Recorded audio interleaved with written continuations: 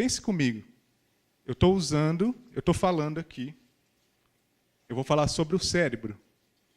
Mas é meu cérebro que está produzindo um raciocínio que, em última análise, produz sons. E essa sequência de sons altera o ar que está aqui nessa sala e chega no ouvido de vocês, e esses sons, o cérebro de vocês entende de uma maneira que faz sentido. Isso não é doido? Mais maluco ainda, eu vou falar sobre exatamente como o cérebro funciona. E não só isso. Em um determinado ponto da minha palestra, eu vou falar sobre como nós podemos alterar o funcionamento desse cérebro com estimulação óptica, com laser. Eu posso controlar um camundongo, por exemplo, e eu posso fazer ele comer a hora que eu quiser, só estimulando o cérebro dele com laser. Vocês acham que é possível fazer isso? Já viram isso? Não? Como isso seria possível? Através de ondas cerebrais, mandar, tipo... Estou entendendo. Tá certo? Ok? É que eu vi, por exemplo, em um anime que é bem conhecido, o caso de ondas cerebrais que são captadas de um aparelho, que são mandadas para um aparelho que você se move dentro de um jogo. E assim, através de ondas cerebrais reproduzidas imagens e comportamentos específicos em um certo jogo de videogame, sabe? Sei, muito interessante. E é possível, então, eu mimetizar, eu reproduzir essas ondas cerebrais com uma estimulação que vem de fora e enganar o cérebro, fazer com que o animal, por exemplo, tenha medo num ambiente em que ele nunca recebeu um choque, por exemplo? Então, a gente está chegando num ponto de estudo das neurociências em que certas coisas começam a se tornar possível e a gente tem que começar a discutir, inclusive, aspectos éticos. Falar, bom, se os pesquisadores estão fazendo isso com os animais para estudar certos processos de memória, de vício, às vezes até de questões de compulsão alimentar, por exemplo, e se alguém começar a querer controlar o cérebro humano? O nosso cérebro é feito pelo quê? Nosso cérebro é composto por neurônios que recebem ondas eletromagnéticas que fazem isso transformar em imagem ou pensamento. É isso? Bom, vamos começar do começo. Então, neurônios, certo? São as células que constituem o nosso cérebro. Existem outras células também no nosso cérebro ou não? Só neurônios? Sim? Quais? Algum palpite? Não? Existem células que são chamadas de células da glia, que são astrócitos, por exemplo, oligodendrócitos, são células que são importantes para controle do fluxo sanguíneo no cérebro, porque, veja, o cérebro é um órgão que precisa que o sangue que precisa de irrigação, porque precisa de energia, precisa que a glicose chegue até as células, ok? Então, é um cérebro que é um órgão que é extremamente irrigado, tá? E os astrócitos, eles controlam, de alguma maneira, o acoplamento dos neurônios com esses vasos sanguíneos, ok? Aí existe a bainha de mielina também. Alguém já viu isso na escola? Ensino médio? A bainha de mielina é como se fosse, vamos dizer, uma capa do axônio. O axônio seria o cabo. Então, imagina, esse microfone não é um bom exemplo, mas, por exemplo, a câmera. Então, a câmera, ela tanto recebe sinal, que no caso é o sinal da tomada que está fazendo com que ela ligue, mas ela envia sinal também. Nesse caso, ela está enviando um sinal sonoro para o Roberto, que está conseguindo ouvir o que eu digo no headphone dele, certo? Agora, esse fio branco que está chegando até o ouvido do Roberto, se ele não tivesse essa capa, a condução da informação não seria eficiente. Então, os nossos neurônios, eles têm esse mecanismo também, que é uma espécie de capa do cabo de condução. E o cabo que conduz a informação do neurônio chama axônio. Okay?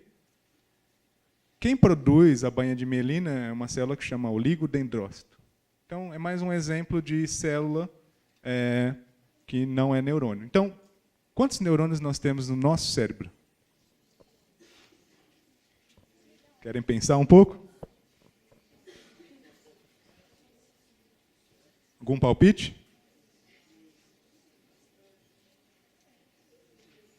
Milhares, milhões, bilhões? Alguém? Não? Nenhum palpite? Cadê aquela curiosidade? Cadê aquele brilho no olhar? Hã? Quantas células nós temos no nosso cérebro?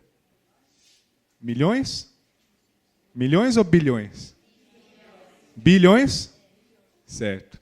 Então, os estudos atuais dizem que em torno de 80 bilhões de neurônios. 80 bilhões de neurônios, é difícil precisar o que exatamente é isso, que é muito grande, certo? Então vamos pensar assim.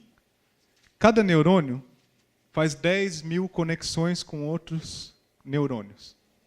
Então você pega 80 bilhões e multiplica por 10 mil, você tem um número que é aproximadamente ou até maior que o número de estrelas que nós temos no universo. Seria os 80 bilhões, cada neurônio fazendo 10 mil conexões. Tá? Então, é um pouco complexo, certo? É um pouquinho complexo. Então, de modo que nós, neurocientistas, sempre vamos ter emprego. Porque nunca vai acabar. Nós vamos ficar estudando isso para o resto da eternidade. Enquanto durar o planeta Terra, vai ter neurocientista nesse planeta tentando entender esse órgão, que é, de fato, o órgão mais complexo que nós conhecemos nesse mundo. Então, olhando de fora, é uma massa meio acinzentada, mole, não é grandes coisas. Você olha e diz assim, é aqui que mora a inveja, a raiva, o amor, a alegria, o rosto da minha avó, quando eu fecho os olhos e imagino, aquele gol que eu fiz na quarta-feira passada, quando eu estava jogando bola. Aqui que mora quem eu sou? Vocês já pararam para pensar nisso? Onde que moram todas as informações que vocês estudam, por exemplo, ao longo de um ano? Então vocês chegam... Cabe? Não dói a cabeça um pouco assim? Fica cabeçudo assim? Não? Né? Vai ficando mais velho, vai ficando cabeçudo, porque vai inchando, né? Não. Como que faz para... O HD do computador não enche? E por que nossa cabeça não enche? Enche? Oi? Algumas memórias são deletadas. Se não fossem, a nossa vida na escola estava resolvida, né? Ia ser só 10. A gente estava tranquilo. E o branco na hora da prova? Vamos começar do começo. Who's in control anyway? I mean, if your own memories can be wrong and you don't even realize it, and the memories are the key to your identity, well, who are you? Well, that's a pretty big question, and philosophers have been thinking about this for a long, long time. But we know that the answer must lie with the brain. We know this because people can be changed when their brains get damaged. Back in 1838,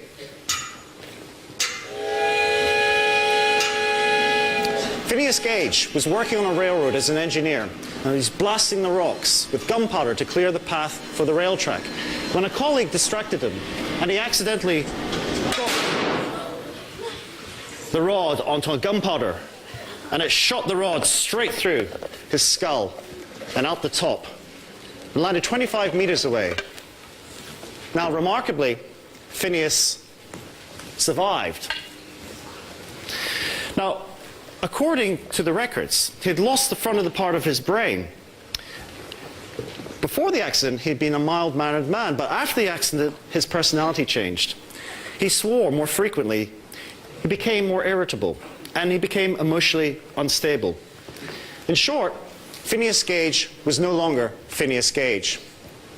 The region that had been damaged was the frontal lobes, and his accident provided a clue to what the frontal lobes do and how important they are to our personality and identity. Now, the frontal lobes are also responsible for flexible thinking and creativity and regulating behaviors that coordinate our activities. The frontal lobes are, in effect, delegating, prioritizing jobs, like a chief in your head office. But, of course, there's no one really in there. It just feels as someone is in there making decisions. And that's because our brain generates a sense of ourself, the person in control, the you in your head. Now, you don't have to have a metal rod shot through your head to see the effects of frontal lobe damage. Frontal lobes can be impaired by disease and drugs, and one of the most commonly used drugs is alcohol. Who wants to try out the effects of alcohol? That's the quickest response I've had for a long time. I'm going to choose, sir, would you come down? Bem, pus só um pedacinho do vídeo aqui que é para trazer, então, essa provocação. Então, como é que é a história do Phineas Gage? É absurda, não é?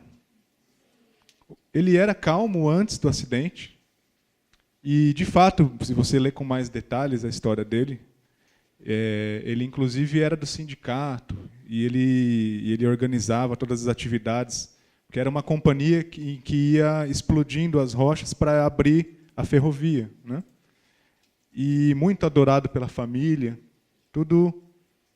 todos achavam ele uma pessoa muito justa e calma. E depois do acidente, ele começou a contar vantagem. A esposa dele já não aguentava mais ele, largou dele. Os amigos todos diziam que ele era arrogante.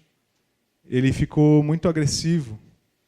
Então, de modo que as pessoas diziam, Phineas Gage não é mais Phineas Gage. E aí ele termina dizendo assim, veja, não precisa uma barra de ferro entrar no seu cérebro para que você mude de personalidade. Uma pessoa que está embriagada com álcool, por exemplo, ela não muda de personalidade. E, de fato, foi descoberto ao longo desses anos de pesquisa que o álcool acaba afetando prioritariamente o córtex frontal, o lobo frontal, que é essa parte aqui. E aí nós, muitas vezes, se o córtex frontal não funciona bem, nós perdemos alguns freios comportamentais que eles fazem parte da nossa sociedade. Foi o que os estudiosos começaram então a se perguntar, dizer assim, bem, será que então, se tivesse uma outra região do cérebro que fosse removida, isso também aconteceria? E o que eles perceberam é que o córtex frontal ele não é o único responsável por isso, mas ele é crítico, ele é essencial, e na ausência dele, a pessoa perde completamente, inclusive, algumas coisas que são características do ser humano, como a área da fala se encontra no lobo frontal. Então, especialmente do lado esquerdo, então, se você tem um acidente que compromete a área da fala, você gera afasia, a pessoa entende, ela quer processar aquilo, mas ela não consegue falar. Certo? Então, por isso que eu digo, você contar isso para as crianças, para os alunos, é muito interessante, porque se a gente diz isso para algum pesquisador da área de neurociência ou da biologia, ele vai dizer, é lógico, o cérebro ele processa o comportamento ele é produzido pela atividade do cérebro. Mas isso é estarrecedor. Como que isso acontece? Vocês não ficam intrigados? Como é que essa massa mole que está aqui dentro da minha cabeça faz tudo isso? E outra, como é que a gente guarda informação no cérebro? Então, como é que... Vocês sabem o que nós fazemos no laboratório para conseguir estudar o cérebro? Quais são as estratégias que a gente pode desenvolver para compreender de que maneira o cérebro gera comportamento? Se vocês fossem bolar um experimento, uma investigação, para entender... Oi? Tá, animais. Mas fazer exatamente... Estudar como os animais. Qual tipo de estratégia você teria? A gente ia pegar alguns tipos de animais e estudar as reações que ele causaria, não só pelo fato do cérebro. Você estuda ele primeiro... Não sei como dizer. Pega um exemplo bem simples. Por exemplo, se você colocar um macho e um rato macho e uma rata fêmea numa caixa, eles vão se atrair, certo? Eles vão eventualmente se acasalar. Como é que isso acontece no cérebro? É o instinto, não é? O instinto animal. Surgiu uma coisa nova aí. Instinto. O que é o instinto? E aí ele trouxe mais um conceito que tem uma relação com o instinto. Então veja, cérebros parecidos com os nossos. Os mamíferos, no geral, têm os cérebros muito parecidos, ok? Então, por exemplo, uma região que chama hipocampo, que é uma região que é importante para a formação de memória, é uma região que fica aqui no lobo temporal, acima da nossa orelha, e fica bilateral, ok?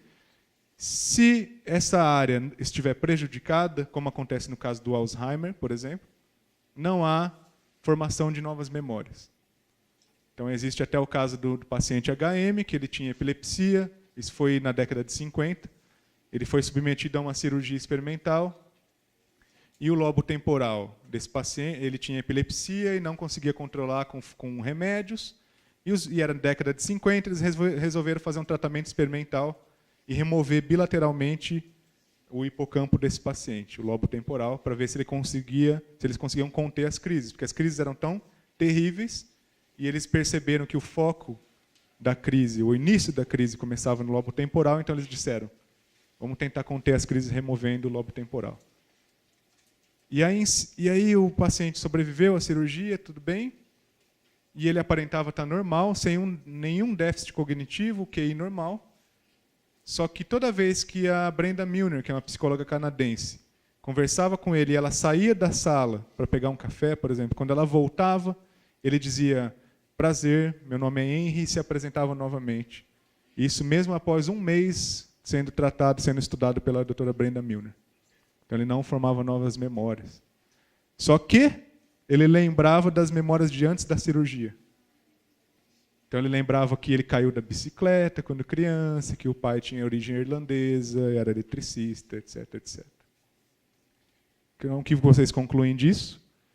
Que a memória, para ser formada, precisa do hipocampo, porque se ele não tem hipocampo e não forma memória, precisa. Mas as memórias que já foram formadas, em algum momento elas já não moram mais no hipocampo, elas moram em algum outro lugar. Que não o hipocampo, porque o hipocampo não está mais lá e ele continua lembrando, certo? Então, veja, para começar, a gente tem que começar a estudar o cérebro não como uma massa amorfa, uma massa que não tem forma, uma massa que todos os neurônios parecem iguais, e a gente tem que começar a estudar o cérebro como se fosse um conjunto de cidades. Quem já andou de avião aqui? À noite? À noite? O que você viu quando você andou de avião à noite? Pela janelinha. Às vezes a cidade, ou às vezes mesmo quando estava passando o oceano, vamos dizer, tudo escuro só. Às vezes Isso. Na cidade é interessantíssimo, certo? Porque, veja, você consegue ver na realidade várias cidades lá de cima. E, eventualmente, essas cidades são conglomerados, e, eventualmente, você consegue ver uma estrada ligando os conglomerados. Para começar a entender o cérebro, a gente tem que fazer assim. Veja só, a cidade do lobo frontal, ela é uma cidade essencial para todo o país, que é o cérebro. Se nessa cidade cai uma bomba, por exemplo, todo o resto das outras cidades, elas perdem a coordenação. É como se o lobo frontal fosse Brasília. É lá que funciona o poder executivo. É lá que existe a gerência das outras cidades. É lá, então, que as outras cidades funcionam sob comando daquela cidade maior. É a capital do país, basicamente. O lobo frontal é a capital do país. Na tomada de uma decisão, é apenas o lobo frontal que é importante? Não. Certo? Porque todas as outras cidades precisam trabalhar em conjunto para que o país consiga fazer determinada coisa. Mas se ela não tiver o comandante, não tem nada. Então foi o que aconteceu com o Phineas Gage. Basicamente, a capital do país dele foi demolida, foi destruída. E aí tudo ficou sem controle. E aí o cérebro passa a funcionar de maneira desordenada. E ele interage com o ambiente de uma maneira muito mais instintiva. Mas veja, exatamente do que a gente está falando? O instintivo seria algo que não é aprendido. É algo que já vem pronto. Esse é o instintivo. Então, por exemplo, um bebezinho. Quem já cuidou do irmãozinho mais novo aqui? O nenezinho, ele já... assim que ele nasce, se você botar ele no peito da mãe, ele já mama. Ele já faz a sucção. Isso é instintivo. Ninguém teve que ensinar ele. Tá? Um ratinho, um rato daqueles de laboratório branquinhos. Se você mantém ele a vida inteira naquelas caixas brancas de biotério, com grade, e um belo dia você solta ele num ambiente, todo mundo acha que ele vai morrer, certo? E não. Ele se adapta perfeitamente ao ambiente e procria e procura e consegue achar a comida mais adequada e consegue exibir comportamentos que são típicos de animais selvagens. Por quê? Porque algumas da arquitetura das cidades no país dele já estão prontas. Algumas cidades já vêm prontas. E essas cidades que vêm prontas coordenam os comportamentos instintivos. Outras cidades elas têm que ser construídas na interação com o ambiente. Ok? E aí, o país tem que interagir com outros países para que as cidades comecem a ser desenhadas. Só que muitas já vêm prontas. Então, aí que está a relação com o instinto. Então, como é que eu faço para hackear o cérebro? Então, veja. Você começa a espalhar um boato que tem zumbi na cidade, por exemplo. E aqui, né, tanta coisa que está acontecendo com o mosquito, né? Então, todo mundo vai começar a andar assim. De repente, o que acontece? Essa cidade, como um todo, começa a funcionar diferente. E ela começa a afetar outra cidade. E começa a ter um frenesi, um delírio coletivo. E as pessoas começam, de repente, a todo mundo fugir para uma outra cidade maior. Isso não tem fim. E com a mídia que a gente tem também, isso não seria difícil. Né? Então, por conta de uma única informação que você inseriu, isso chama, em inglês chama Inception. Então, existe um filme que chama Inception, vocês já viram? Em português é A Origem, que é com o Leonardo DiCaprio. Ele insere informações no cérebro da outra pessoa durante o sono, durante os sonhos. E aí ele insere informações durante os sonhos de um determinado empresário para que ele, quando acordar, resolva vender a empresa, alguma coisa assim. Então, onde que está o segredo, então, de você inserir uma informação na cidade? Como eu faço isso no cérebro? O hipocampo pode ser. Se for relacionado à memória, é um bom alvo. Né? É uma primeira cidade que eu escolheria também. Boa. Ou o lobo frontal, se eu desativar o lobo frontal, por exemplo, eu posso mudar um comportamento. Legal, eu acho que a gente está avançando bem, mas a gente ainda não tocou no... Como é que eu faço? Veja só, vocês estão tratando agora, então a gente tem que avançar um pouco, que é o seguinte. A gente está tratando de cidades, é como se a gente ainda estivesse andando de avião. E a gente quisesse manipular a cidade do avião. Então, como quando você me diz, o do lobo frontal é genérico demais, porque eu estou olhando a cidade de cima e tão longe dela, não vou conseguir inserir essa informação. Como eu consigo inserir uma informação numa região do cérebro, estando lá dentro dela? Vamos avançar um pouco mais nessa analogia. Uma cidade é feita basicamente de casas, pessoas, certo? Então, quando eu falo de inserir um boato, eu basicamente conto esse boato para as pessoas. E basicamente, se nós chamarmos agora as pessoas de células, a pergunta é: como eu conto um boato para um neurônio? Estou falando agora do neurônio. Como eu entro no cérebro e insiro uma informação de fora? Como é que eu engano um neurônio? Estimulando. Como? O impulso nervoso. Está esquentando, hein, Marisa? Como? Um sinal eletromagnético, pode ser. Existe uma estimulação que chama TMS, que é uma estimulação transcraniana magnética. Isso já é feito em humanos. Então você estimula, só que é muito mais parecido com você passar de avião por cima da cidade e tentar acertar inespecificamente pessoas. Então é como se... Eu já vi filmes assim, quase filme de terror, que você joga um spray assim, e aí você muda as pessoas. Mas eu estou falando de um nível em que eu chego para uma das pessoas e conto aquilo e aquilo espalha. Não, mas veja, como que eu... Está todo mundo espalhado, está todo mundo junto aqui. Vocês vão ouvir. Se eu falar alto aqui, esse boato vocês vão ouvir, mas eu quero contar o boato para um. Ou eu quero, por exemplo, aqui está misturado, tem professores e tem alunos. Eu quero contar apenas para os professores. Então, eu falando com o microfone aqui seria o equivalente ao aplicar uma onda eletromagnética ou ao eu aplicar uma estimulação elétrica. Então, ela é tão inespecífica, ela é tão alta, tão forte, tão intensa, que todos ouvem. E aí, basicamente, ao invés de vocês acreditarem no boato, todos vão rir. Que eu quero contar para pessoas específicas, como vocês disseram, pessoas-chave. Então, como é que... Bom, então vocês, a essa altura, vocês já sabem que, na realidade, em determinadas cidades, que são as regiões do cérebro, existe uma heterogeneidade muito grande. Então, existem subtipos de células. Algumas células têm algumas funções, outras têm outras. Então, umas células têm uma função de inibir a outra célula.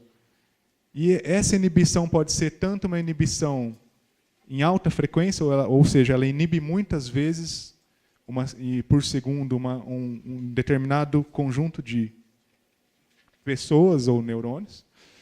E a outra célula, ela simplesmente deixa propagar a informação. Então, veja só que interessante. Está ficando mais complexo, né? Então, quando eu contar esse boato, algumas pessoas vão ser muito mais fáceis que são as fofoqueiras, né? São as fofoqueiras. Então, algumas pessoas vão propagar essa informação de maneira muito mais fácil. E outras pessoas vão falar assim, não conta, para de ser fofoqueira. E ela vai ficar inibindo, ela vai ficar censurando a outra. Essas são as pessoas inibitórias, células inibitórias. E essa fofoqueira é a célula excitatória, ela passa adiante a informação, certo?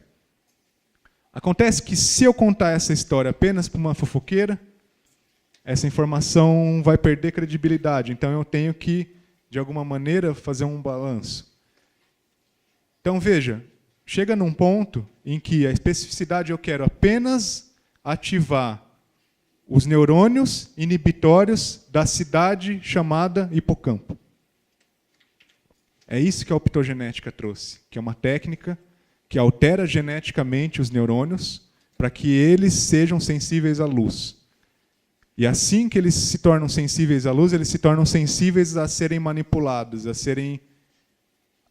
a receberem aquele boato, que a princípio ele nunca receberia, mas ele foi alterado geneticamente. E aí com luz eu consigo inserir a informação por frequência de pulsos. E aí, na verdade, não existe assim, eu vou te contar que aqui na cidade tem um zumbi. Não, tem assim, 0, 1, 1, 1, 1, 0, 1, 1, 1. Código binário. Basicamente, os neurônios funcionam em código binário. Ele manda informação ou não manda. Ele não manda mais ou manda menos. Ou ele manda ou não manda. É assim que funciona. Aqui está, então, um camundongo que toda vez que ele é estimulado numa cidade que chama a bênula lateral, ele começa a comer. Se eu paro de estimular, ele perde interesse. E olha que é queijo parmesão. Eu comeria o tempo todo.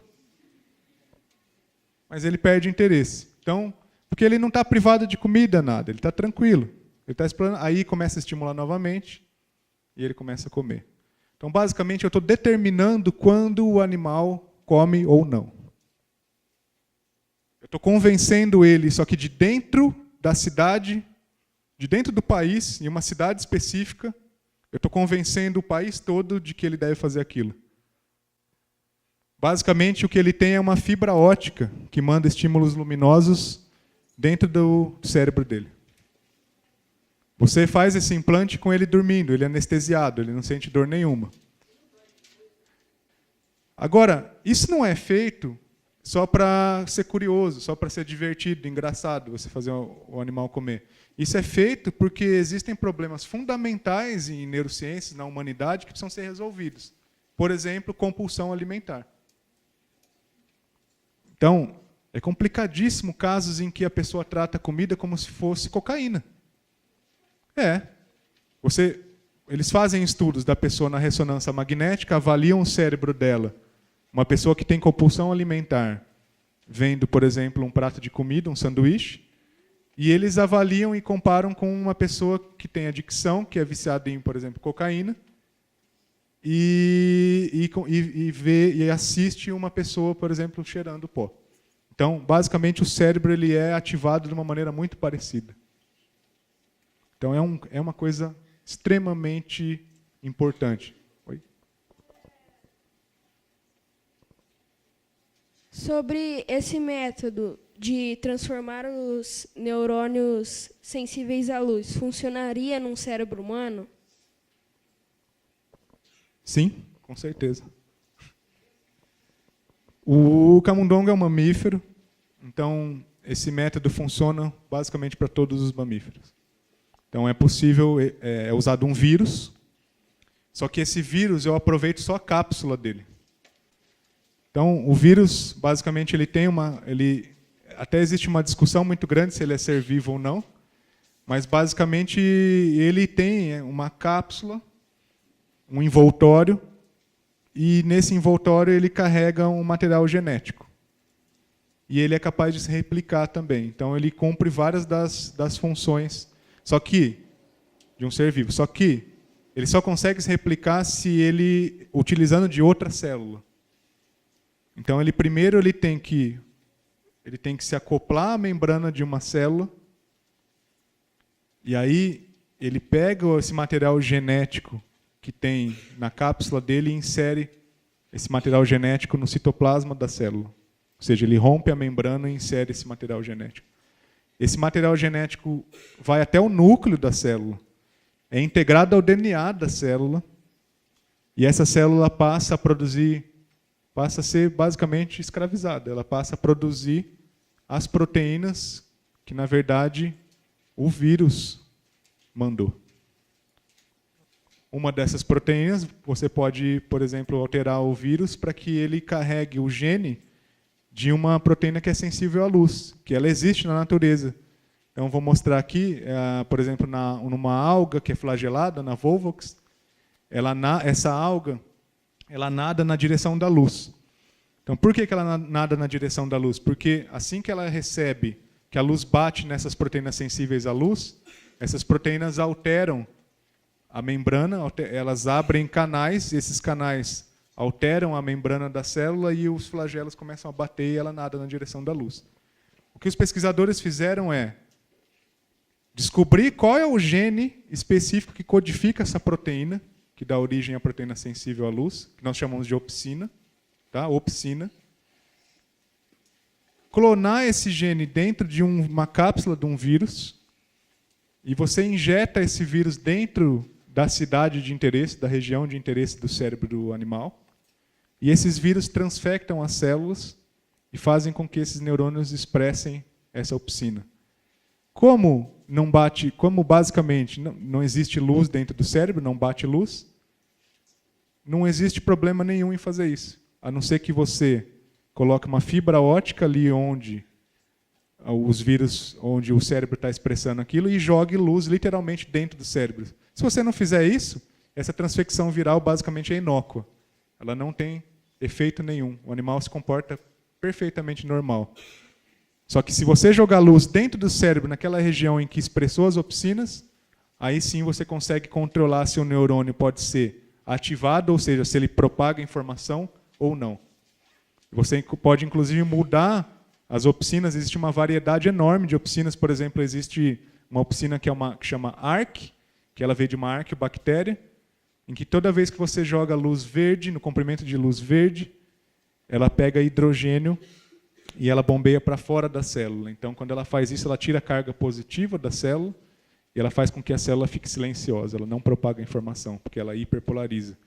O que eu vou fazer com vocês aqui é explorar alguns princípios que fazem com que a gente compreenda como foi possível eles controlarem o comportamento alimentar desse animal.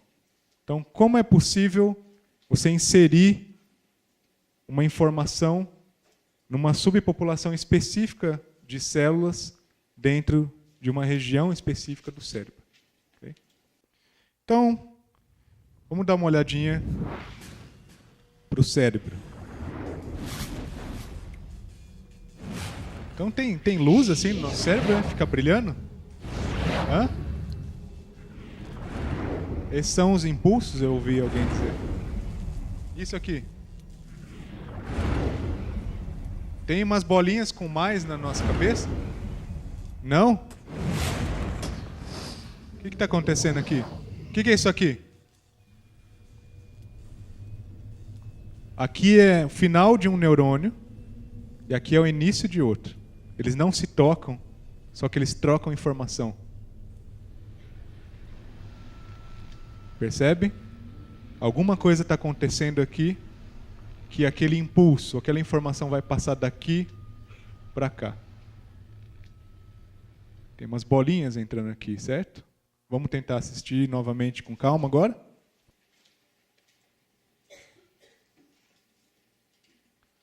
Então, o que é esse... Por que o cérebro está com essas coisinhas verdes aqui? O que é isso aqui?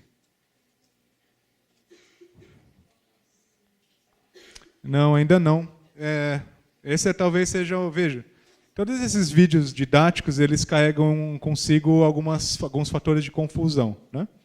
Então, primeiro, eu estou tendo uma vista lateral do cérebro aqui, ok? Essa parte aqui vai ser a coluna espinhal, tá? Medula espinhal. Aqui nós chamamos de cerebelo. Cerebelo é como se fosse um outro cérebro que nós temos, que fica bem aqui na nuca. E ele tem milhões, talvez bilhões de neurônios no cerebelo. E antigamente muito se dizia que o cerebelo era importante para equilíbrio, para automatização de certos movimentos. Então, por exemplo, um pianista, que ele consegue ler a partitura e ao mesmo tempo executar os movimentos, essa automatização depende muito do cerebelo. Só que depois foi descoberto que o cerebelo é muito mais do que isso. Ele é importante para a tomada de decisão. Ele se comunica com o córtex frontal.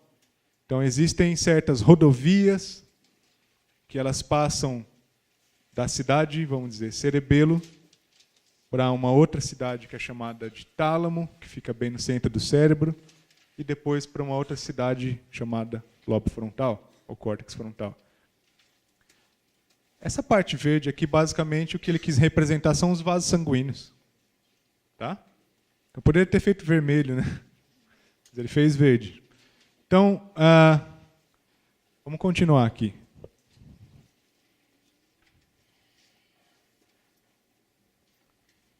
Aí ele dá um zoom no cérebro e chega aqui no neurônio. O neurônio é composto por quais partes? Axônio, dendrita e corpo celular. Então, corpo celular, que é onde, inclusive, fica um núcleo, o material genético, o DNA, ok? Os dendritos, que são basicamente as estruturas que recebem sinal de outro neurônio. Então, a gente chama isso de árvore dendrítica, porque ela ramifica como se fosse uma árvore. Tá? E aqui o axônio, conduzindo o sinal para os dendritos de outro neurônio. Então, ele tenta mostrar com esses brilhos que passam pelo neurônio, na realidade, que nós chamamos de potencial de ação, que é a propagação de uma informação ao longo do axônio de um neurônio. Então, veja, propagando o potencial de ação. Mas o que exatamente é o potencial de ação? Então vamos lá. Opa. Vou colocar aqui. Olha lá. Bom, ele dá um zoom no axônio, ok? No axônio. Então, o que a gente está fazendo agora, na verdade? Não vamos perder o foco. O que a gente está fazendo agora é tentar entender uma pessoa da cidade. Okay? Nós vamos tentar entender como essa pessoa funciona e, entendendo isso, a gente consegue entender como manipulá-la, como inserir a informação. Então, basicamente, essa pessoa do cérebro, o neurônio, aqui onde está o axônio, está acontecendo essa propagação do sinal ou do potencial de ação. Isso, basicamente, é uma alteração da polaridade da membrana. O que é isso? Então, veja. O que acontece aqui, sabe sal de cozinha? NaCl. Cloreto de sódio? Não? Sim? NaCl. Você pega o sal de cozinha, joga ele na água, vai dissolver, certo? Mas quando ele dissolve, ele gera Na+, que é o sódio, e Cl-, que é o cloro. Tá? Acontece que nós temos isso no ambiente fora da célula e no ambiente dentro da célula, extracelular e intracelular. Nós temos no corpo todo um gradiente de concentração, ou seja, uma diferença de concentração entre dentro da célula e fora no que diz respeito aos íons e ânions. Então, por exemplo, nós temos mais Na+, que é o sódio, fora da célula do que dentro. E nós temos, por exemplo, mais cloro fora da célula do que dentro. Então, o que acontece? Lembra que ele botou aqui nesse zoom? Ele dá um zoom aqui, ele mostra. Vamos lá, quer ver? Olha lá. Exatamente isso. Ele está mostrando as bolinhas com sinal de mais entrando na célula, certo? Esse é basicamente o Na+, entrando na célula, é o sódio. Então, no que a informação está sendo passada pelo axônio, alguma coisa acontece que o sódio que está mais fora da célula entra. E no que ele entra, a carga, que era mais positiva fora e mais negativa dentro, agora inverte. Fica mais positivo dentro e mais negativo fora. E aí, isso acontece primeiro num ponto do axônio, e essa inversão de carga faz com que um novo canal, isso canal entendam, como se fossem tubos, que eles são cravados na membrana, eles são proteínas, só que eles só abrem e fecham quando a carga inverte. Então eles são sensíveis à mudança de voltagem. Okay? Então o que acontece? Quando esse sódio entra, um próximo canal, que ele não está representado na membrana aqui, abre, e aí entra mais sódio.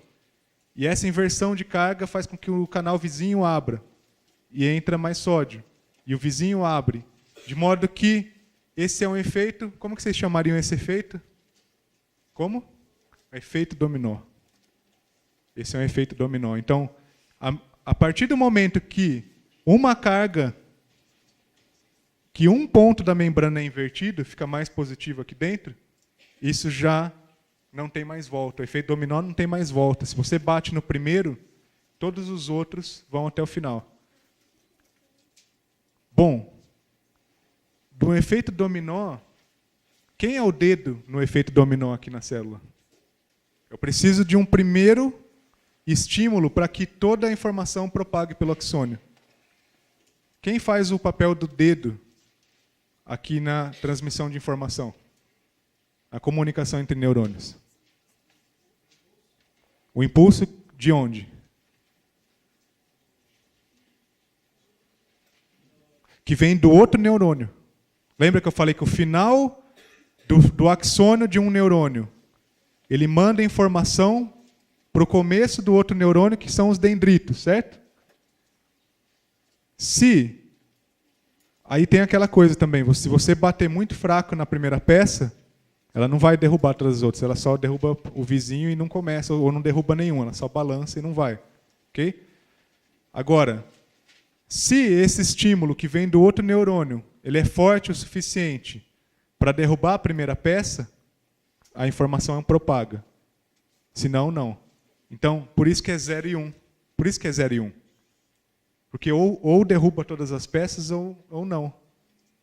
Se você alinhou perfeitamente o dominó, não vai acontecer, por exemplo, ele derrubar só o vizinho. Ele vai ter que derrubar os outros. Agora, se ele ficou meio torto, beleza. Mas se está alinhado perfeitamente, ou derruba todos ou não derruba nenhum. O efeito dominó, ele é binário. Ele é 0 e 1. Então, o neurônio ou propaga a informação ou não propaga.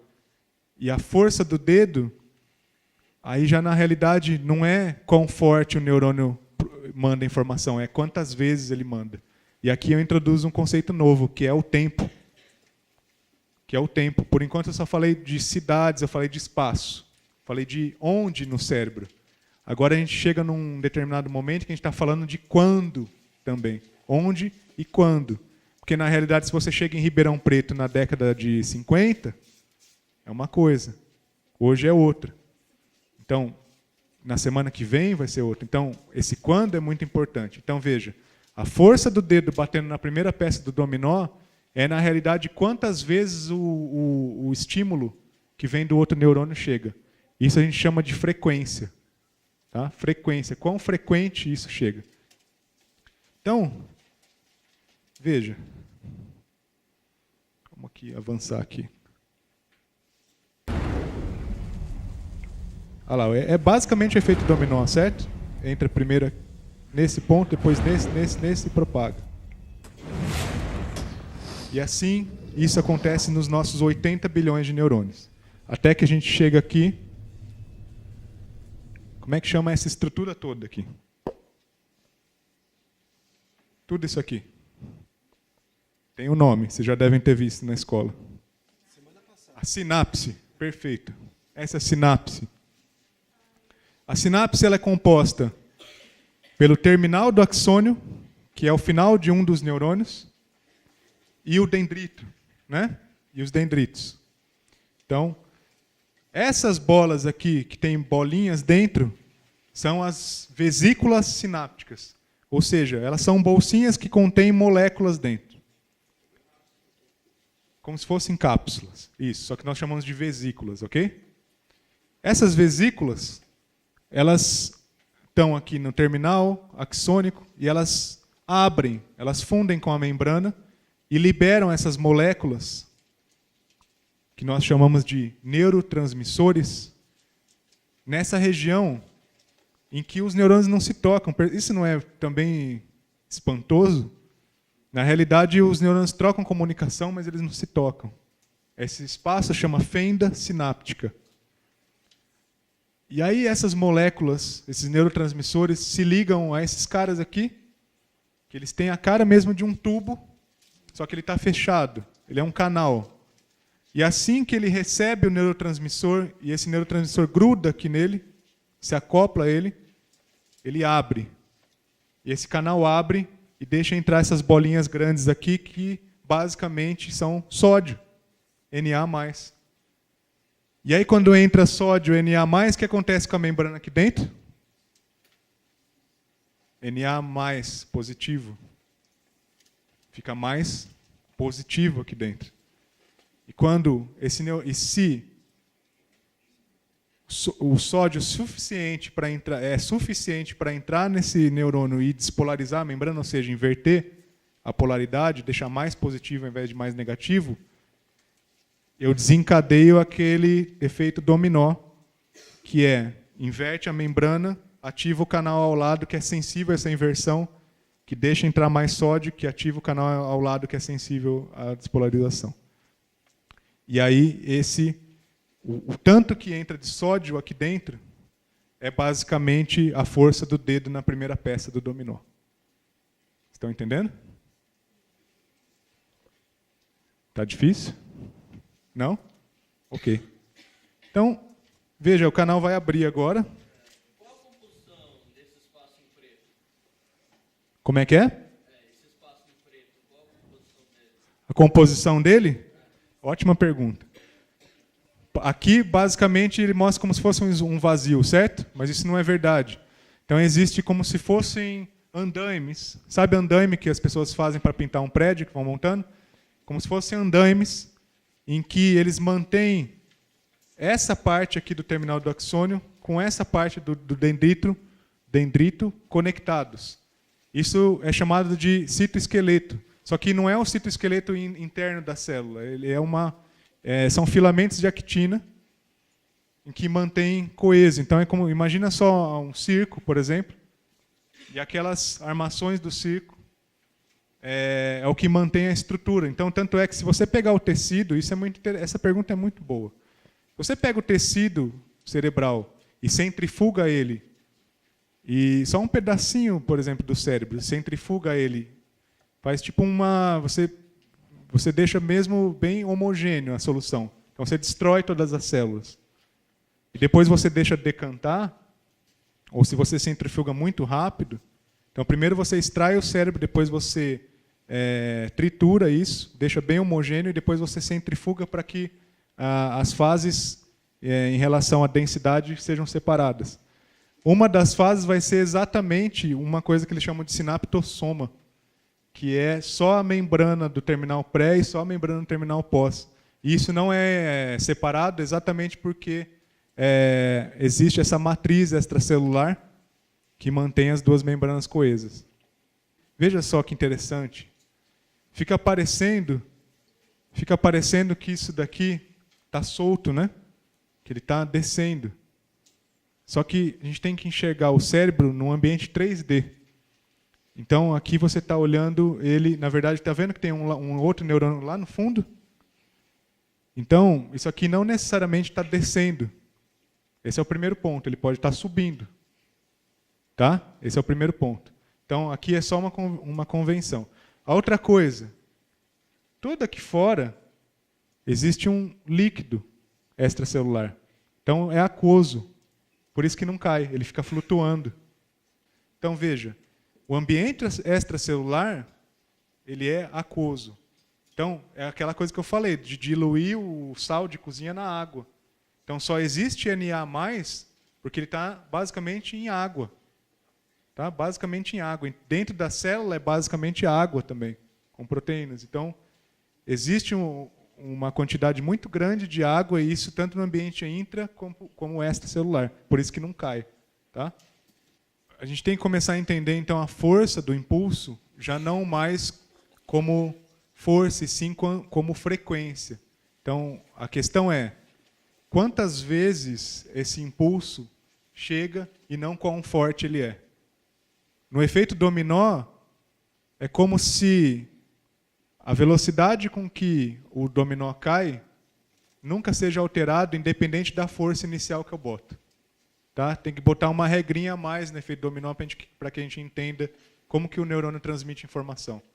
Então, eu posso dar uma pancada no dominó, só que ele vai sempre na mesma velocidade de derrubar as peças. Então, esse neurônio ele pode receber outras 10.000 sinapses. Então, é uma democracia, na verdade. Então, muitos dos neurônios vão chegar a informação, vão transmitir informação dizendo, por exemplo, saia dessa sala. E outra população de neurônios dessas 10.000 vai dizer assim, fique nessa sala. E eu só posso tomar uma decisão, ou saio ou fico. Então, e é exatamente por quantidade. Então, se dessas 10.000 eu tiver 9.000 que diga uma vez só para eu ficar, mais 1.000 fique dizendo 1.000 vezes para eu ficar, para eu sair, eu vou acabar decidindo por sair. Porque é uma questão de quantidade e não de força. Tá? É uma questão de frequência e não de força. Tá? Então, a quantidade, como você perguntou, então, a quantidade de vesículas que são liberadas vão depender basicamente de como que esse neurônio lá no corpo celular dele, no dendrito, está recebendo informação de outros. Então, se ele receber muita informação dizendo propague, propague, propague, ele basicamente vai propagar várias vezes a informação aqui, e essas vesículas vão ser liberadas, muitos dos neurotransmissores vão cair na fenda sináptica, ligar a esses canais, os canais de sódio vão abrir, o sódio vai entrar, a membrana vai inverter de polaridade, vai ficar mais positivo do que dentro, e o sinal vai ser propagado. Okay? Então, a gente, na época que logo no primeiro ano que eu vim aqui para a Casa da Ciência, a gente se preocupou muito em deixar isso mais claro. Então, nós fizemos um modelo baseado em massinha. Então, veja, o desafio 1, na verdade, eu já vou chegar no modelo de massinha, mas o desafio 1, para entender a questão de como hackear o cérebro, é identificar quais são os mecanismos responsáveis pela criação e manutenção de uma diferença de concentração iônica entre o neurônio e o ambiente extracelular. Então, eu acabei de dizer para vocês, lembra que tem mais sódio fora do que dentro? Então, existe uma diferença de concentração. Existe algum momento da nossa existência em que as diferenças de concentrações iônicas se igualam? Em que as concentrações iônicas se igualam? A inexistência, né? Então, a morte celular é caracterizada exatamente pelo momento em que o cérebro fica isoelétrico, ou seja, em que não há mais diferença de concentração. Ou seja, sem diferença de concentração, eu não tenho potencial de ação, não tenho propagação de sinal, então a atividade cessa. Agora, vocês podem me perguntar, mas por que isso acontece? Certo? E eu vou dizer, é basicamente porque para manter a diferença de concentração é necessário gasto de energia. E se não há mais suprimento energético, não há diferença de concentração, não há atividade dos neurônios, não há propagação de informação mais, não há atividade. Então, só para a gente botar alguns pingos nos is, ok? Vamos colocar na escala de tamanho o que cada coisa significa. Então, quando eu digo para vocês, sódio, aqui é Na com o mais em cima, tá? Sódio, potássio, cloro, hidrogênio, eu estou falando da escala de nanômetros, de 0,1 nanômetro. É muito pequeno, tá? É menor que a molécula de glicose, por exemplo. Estou falando de nível atômico, não estou falando de molécula ainda, ok? Mas se eu falo de neurotransmissores, o neurotransmissor é maior que o íon, tá? Então ele é de fato uma molécula, e aí sim ele já está na escala de 1 nanômetro. Aqui eu estou em 0,1 nanômetro. Então veja, neurotransmissor é maior que íon, correto? Concorda? A questão da escala é essencial, não percam isso, tá? Não percam isso. Então, veja, quando eu falo de receptores, eu estou falando de macromoléculas. Neurotransmissores são pequenas moléculas. Então, a gente está falando de 10 nanômetros. Neurotransmissores, 1 nanômetro. O neurônio, a gente está falando já de uma célula. É uma célula que tem núcleo, que tem material genético, que tem muitas macromoléculas. Okay? A gente está falando da ordem de 10 micrômetros. Aqui são 10 nanômetros. Então, veja, o cérebro, então, estou falando já de uma questão já que fica o cérebro ele vai ter em torno de, estou pensando em metros cúbicos aqui, mas a gente já está falando de centímetros, ok? A gente já está falando na escala de centímetros. Então é importante vocês, toda aquela história que a gente tentou fazer uma analogia entre cidade, país, as pessoas na cidade. Então, se você avaliar as pessoas da cidade, as pessoas vão ter, né, os órgãos, e depois os órgãos vão ter células, blá, blá, blá. Então, é importante que nessa história toda vocês tenham muito na cabeça a escala que a gente está falando, biológica. Reconhecer os passos fundamentais para que o neurônio envie informação. Agora, na realidade, vocês já sabem. Aí ficou fácil. Quais são os passos fundamentais para que o neurônio envie informação? Qual é o primeiro passo? Impulso por frequência. Aí ele dá o primeiro passo. Como o impulso é propagado? Sódio, né? O que acontece com o sódio? Logo que o impulso chega de outro neurônio, o sódio entra, fica mais positivo dentro e a carga inverte, certo? No que a carga inverte, isso vira um efeito dominó, ou seja, canais que são sensíveis a essa inversão da carga passam a deixar entrar sódio também. Eles estavam fechados, mas se a carga inverter o vizinho a ele deixa entrar também. E aí ele deixou entrar sódio e o vizinho também percebe que essa membrana inverteu e ele deixa entrar também. Então vai passando pelo... Qual que é a estrutura do neurônio que vai transmitir essa informação? Axônio. Quando chega no axônio, o que tem lá na ponta do axônio? A sinapse, ótimo. E na sinapse, aquelas cápsulas vesículas, o que contém dentro?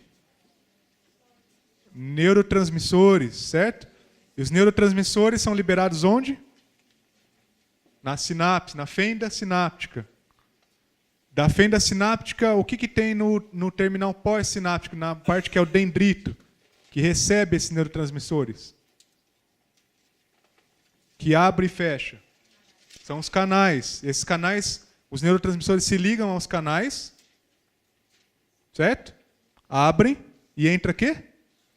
Sódio e começa a história novamente. Ok.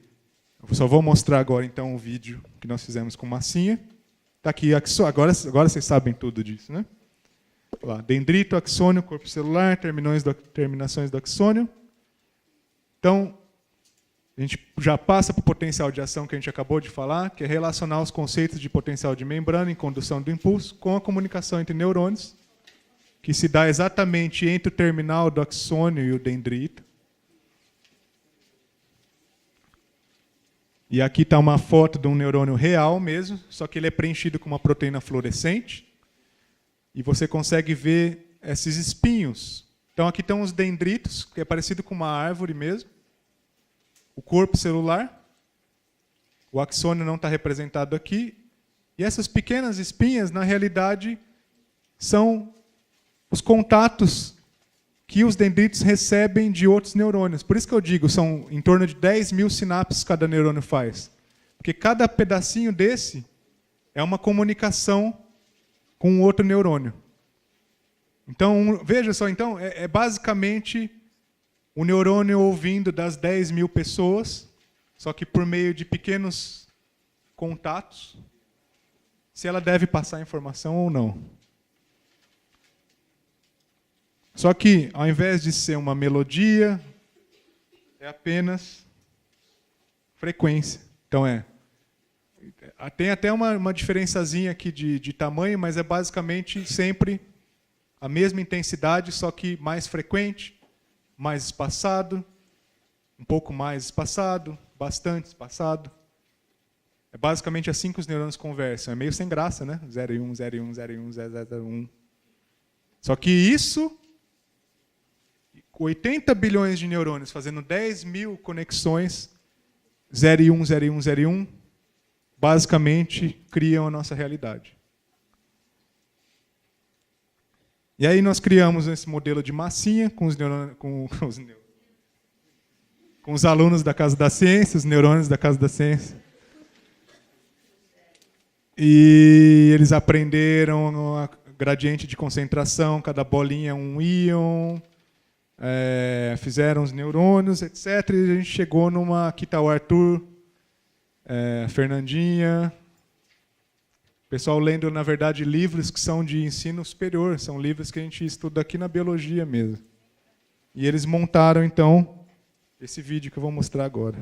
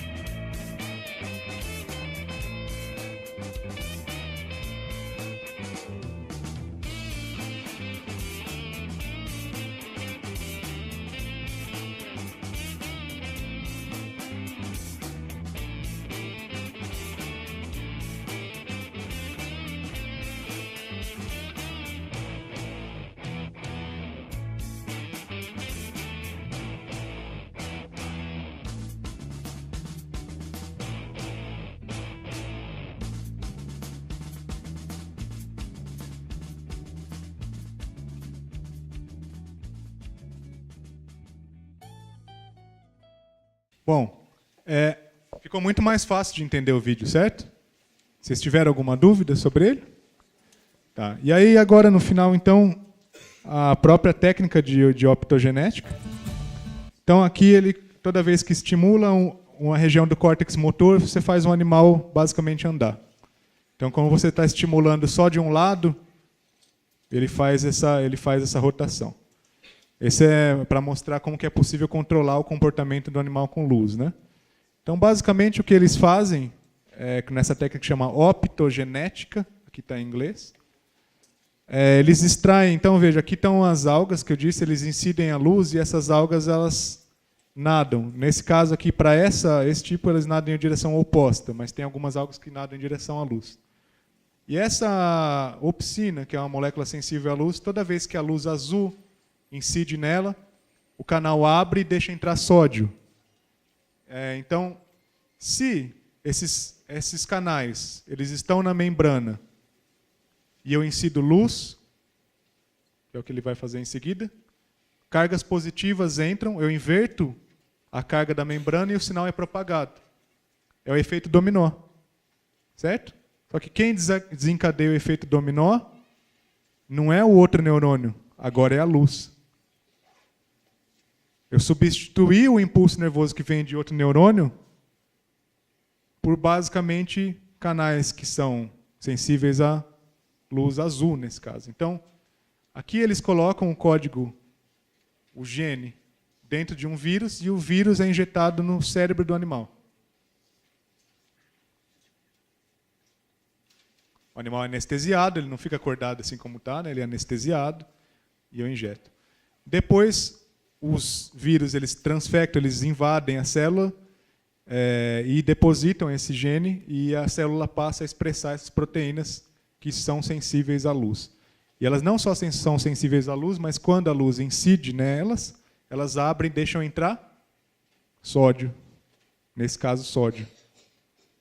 Então, veja, aqui você pode fazer isso também com outros animais. A mosca, toda vez que eu incidir a luz, eu posso fazer ela voar.